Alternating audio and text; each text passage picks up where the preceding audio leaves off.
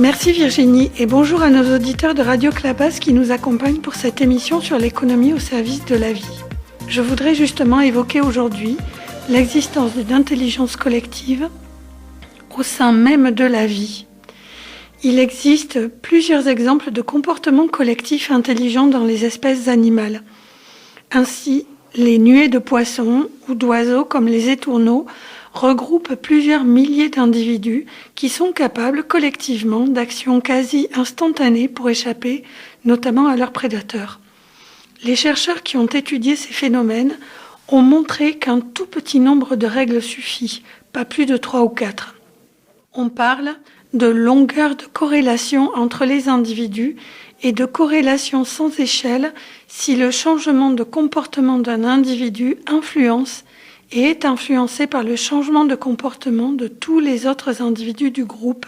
Et donc quand on est dans une nuée d'étourneaux, on a ce qu'on appelle une corrélation sans échelle. Ce qui implique que le groupe est, au sens strict, différent et supérieur à la somme de ses parties. La plage de perception de chaque étourneau devient aussi grande que celle du groupe entier.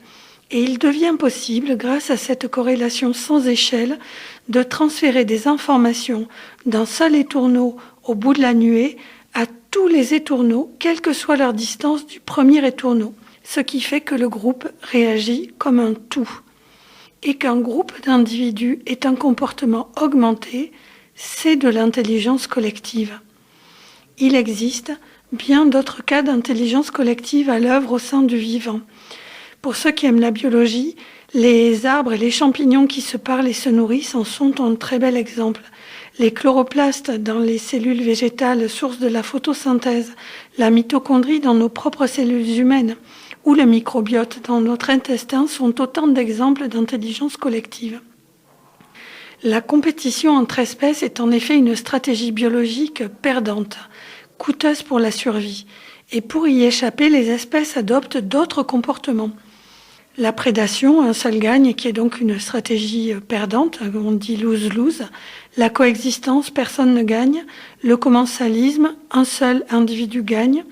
Et enfin, la symbiose ou le mutualisme, où les deux individus en question gagnent, qui est la seule stratégie appelée donc win-win de nos écosystèmes.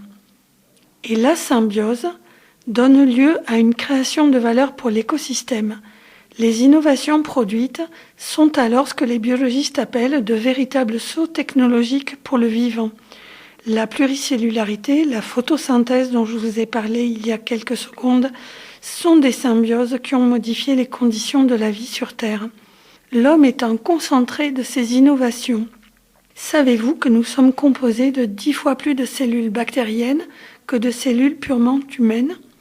Et pour un gène humain, nous portons 99 gènes bactériens. Les symbioses dont nous, humains, sommes issus ont atteint un tel degré d'intégration que l'on peut parler de niveau de complexité supérieur. Et tout ça, c'est de l'intelligence collective. Je vous dis à la semaine prochaine pour se parler théorie des jeux et altruisme.